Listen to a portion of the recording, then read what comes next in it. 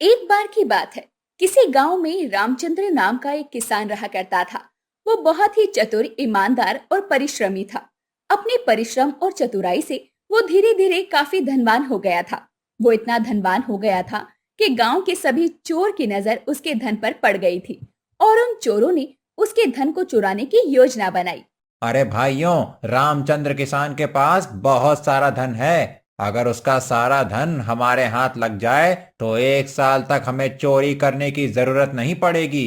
अरे भाइयों, अगर हम पकड़े गए तो ये सोच लो, 2 साल तक हम चोरी करने लायक नहीं बचेंगे।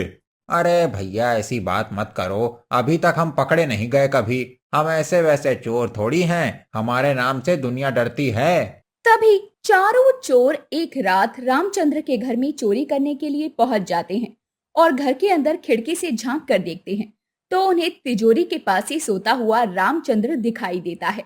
अरे, ये तो सोया पड़ा है। यदि हमने तिजोरी तोड़ने की कोशिश की तो ये जाग जाएगा।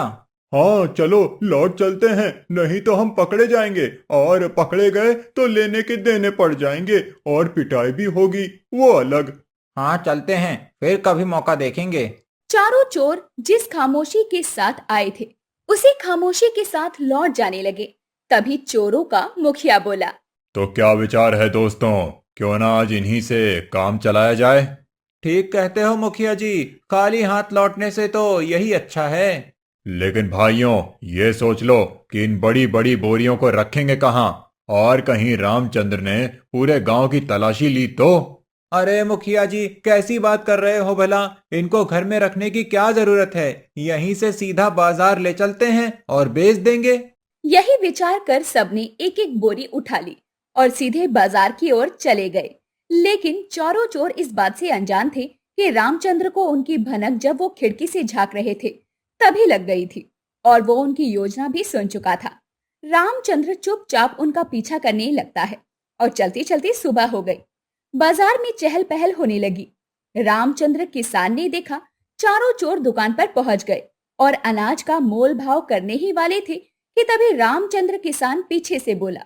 अरे भाइयों, कहाँ तक ढोए ले जाओगे, थक गए होगे, बस यहीं पर बोरियां रख दो और जाओ। तभी जब चारों चोरों ने पीछे मुड़कर देखा तो उनके होश ही उड़ गए। सभी वहां डर के मारे बोरियां छोड़कर भाग गए। अरे भैया, आप कौन हो, और ये लोग आपको देखते ही बोरियां छोड़कर भाग क्यों गए। अरे सेठ जी, ये चारों चोर हैं और ये अनाज की बोरियां मेरे घर से चुरा कर ले आए हैं। मैं इनका पीछा करते हुए यहाँ तक आया हूँ। अच्छा, तभी बोरियां छोड़कर भागे हैं ये लोग। अब मैं इन बोरियों को घर नहीं ले जाना चाहता। आप ही इन्हें खरीद लो। क्या पैसा दोगे इनका सेठ जी?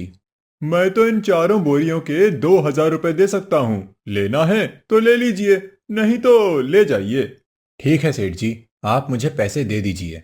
ये लो, 2,000 रुपए। रामचंद्र खुशी खुशी पैसे लेकर घर चला जाता है। अरे भाइयों, आज तो हमारे साथ बहुत बुरा हुआ, हमें रामचंद्र किसान को सबक सिखाना ही होगा। चारों आपस में मिलकर योजना बनाने लगते हैं। कुछ दिन बाद फिर से चारों रामचंद्र के घर चोरी करने के लिए निकल जाते हैं और वहां पहुंचते हैं। अरे, ये आवाज कहाँ से आ रही है, मुझे बाहर जाकर देखना चाहिए। अरे, ये तो वही चोर हैं जिन्होंने पिछली बार बोरियां चुराई थी। मुझे आज इन्हें फिर से मजा चखाना होगा। अरे भाग्यवान, सुनो, जाग जाओ। क्या बात है, कोई परेशानी है क्या? परेशानी नहीं, बाहर चोर खड़े हैं। हमें दूसरे कमरे में चलकर सोना होगा। आज इन्हें मजा चखाता हूँ। दोनों मिलकर योजना बनाते हैं। उसके बाद दोनों सोने का बहाना बनाकर चारपाई पर लेट जाते हैं।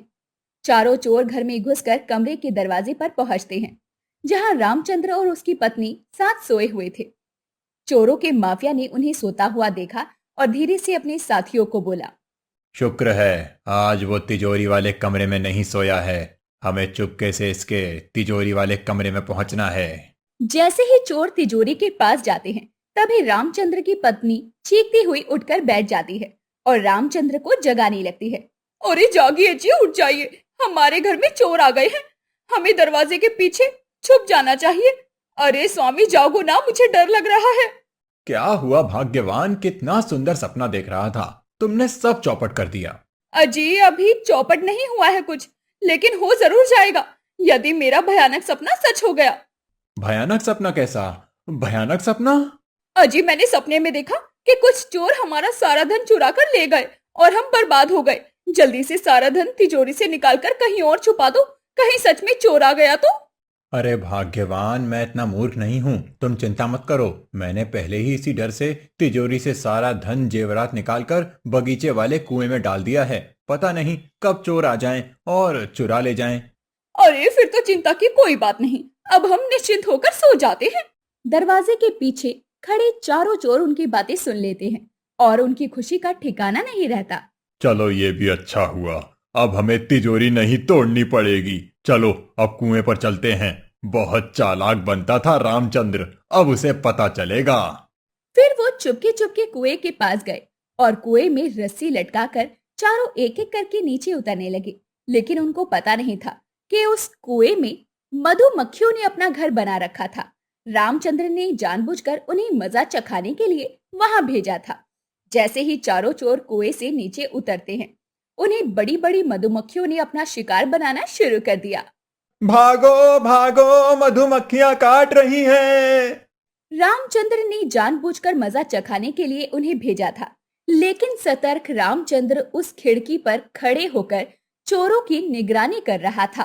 अरे इस बार तो इनके इरादे खतरनाक लग रहे हैं। अगर मैंने इस समय पड़ोसियों को आवाज लगाने की कोशिश की तो ये भी हो सकता है कि उनके आने से पहले ही ये क्रोध में आकर हमें मार डालें। मुझे होशियारी से काम लेना होगा। अरे भाग्यवान सुनो। क्या बात है, नींद खराब कर दी मेरी। एक तो चिंता के मारे मुझे नींद नहीं आ रही है। एक बात बताओ, अगर तुझे लड़का हुआ तो क्या नाम रखोगी उसका? चोर उनके कमरे में आते हैं और बातों को ध्यान लगाकर सुनने लगते हैं। उसका नाम मैं तुम्हारा सर रखूंगी। ना सो रहे हो ना सोने दे रहे हो, चुपचाप सो जाओ। लेकिन मैं सोच रहा हूँ उसका नाम राजू रखना। ठीक है, राजू ही रख लेना। अब तो सो जाओ। अरे अभी कैसे सो जाऊं? अभी तो मुझे एक दूसरे लड़के का नाम भी सोचना है। अच्छा तुम बताओ, क्या नाम रखोगी दूसरे लड़के का? पत्नी गुस्से में बोली, चोर, उसका नाम चोर रख लेना। वाह, क्या नाम सुझाया है। पहले का नाम राजू और दूसरे का नाम चोर। अच्छा एक बात बताओ, अगर वो दोनों बाहर चले जाएं और हमारी तबीयत खराब हो जाए तो उन्हें कैसे बुलाओगी? मैं उन्हें किसी तरह खुद जाकर बुला लाऊंगी। तुम्हारे बुलाने का तरीका बिल्कुल गलत है। मैं तो उन्हें यहीं से इस तरह चिल्ला चिल्ला कर बुलाऊंगा। रामचंद्र जोर जोर से चिल्लाने लगा, राजू रे चोर रे, जल्दी आओ रे। राजू रे चोर रे, जल्दी आओ रे। रामचंद्र के घर के पड़ोस में राजू नाम का एक पहलवान रहा करता था। रामचंद्र की आवाज सुनकर उसकी नींद टूट गई। अरे ये तो रामचंद्र की आवाज लगती है। लगता है उसके घर में चोर घुस आए हैं। मैं जल्दी से पड़ोसियों को इकट्ठा करता हूँ। फिर तभी तुरंत राजू ने पड़ोसियों को एकत्रित किया और सभी लोग लाठी डंडा लेकर रामचंद्र के घर पहुंच गए। चोरों को कुछ पता चलता उससे पहले ही सभी पड़ोसी रामचंद्र के घर पहुंच गए और उन चारों चोरों की बहुत पिटाई की।